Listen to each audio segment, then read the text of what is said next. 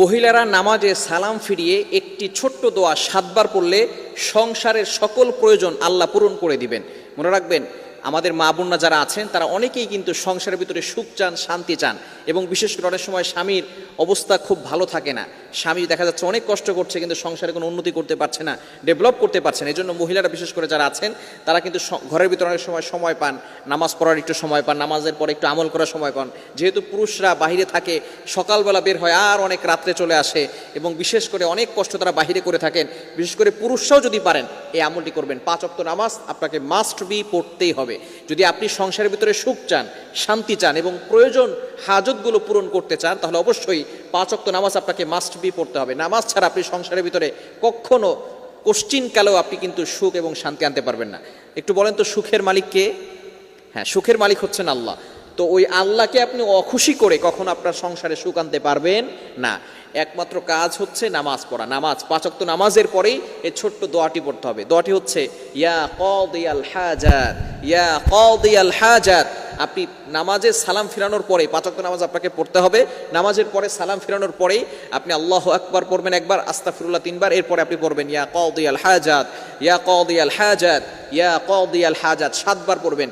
এভাবে যদি আপনি আমল করতে পারেন, ইনশাআল্লাহ আপনার ঘরে যত প্রয়োজন আছে, আপনি কেমন যেন আল্লাহ তাআলার কাছে প্রয়োজনের কথা বলতেছেন, যত প্রয়োজন আছে সকল প্রয়োজনগুলো আল্লাহ পাক রব্বুল আলামিন নিজে পূরণ করে দিবেন। বিশেষ করে নামাজের পরে দোয়া করলে দোয়াগুলো কবুল হয়। আমরা অনেকে দোয়া করতে চাই না, অনেকে আমল করতে চাই না। নামাজ পড়ার পরেই অনেকে আছে নামাজ পড়ে, নামাজ পড়ার পরেই কিভাবে যত তাড়াতাড়ি মসজিদ থেকে বের হওয়া যায় এটা অনেকে করে। খবরদার, আপনি কিছু আমল করার চেষ্টা করবেন, ইনশাআল্লাহ আল্লাহ তাআলা সংসারের ভিতরে সুখ শান্তি বৃদ্ধি করে দিবেন, প্রয়োজনগুলো আল্লাহ তাআলা মিটিয়ে দিবেন। আমাদের অনেক প্রয়োজন আছে, অনেকে অভাবের ভিতরে আছেন, অনেকে কষ্টের ভিতরে আছেন, অনেকের ভিতরে সব কিছু আছে, টাকা পয়সা আছে, কিন্তু সমাজের ভিতরে, সংসারের ভিতরে শান্তি নেই।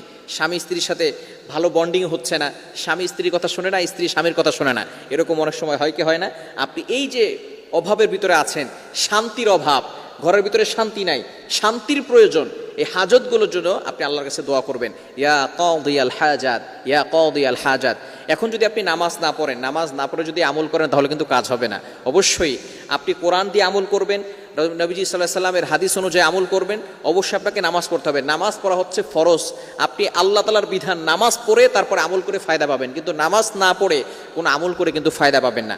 ইয়াকিনের সাথে, বিশ্বাস রেখে 5 ওয়াক্ত নামাজের পরে যদি এই দোয়াটা পড়তে পারেন, অবশ্যই আল্লাহ পাক রব্বুল আলামিন সকল প্রয়োজনগুলো মিটিয়ে দিবেন।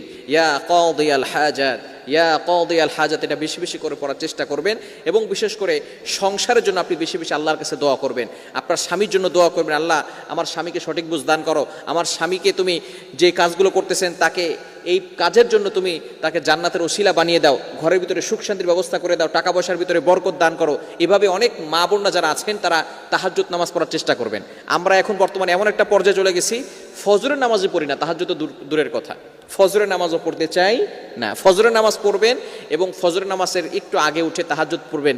এই সময় আল্লাহ তাআলা প্রথম আসমানে এসে বান্দাকে ডাকতে থাকেন আর বলতে থাকেন, বান্দা কার কি লাগবে আমি আল্লাহর কাছে চাও। এজন্য নামাজ পড়বেন, তাহাজ্জুদ নামাজ পড়বেন, নামাজ কখনো মিস করবেন না। আর 5 ওয়াক্ত নামাজের পরে সালাম ফিরিয়ে আপনি আমলটা করবেন, ইয়া কাদিয়াল হাজাত। এটা নারীরাও করতে পারবে, পুরুষরাও করতে পারবে। এই আমলটি আমাদের সকলকে করার তৌফিক দান করেন।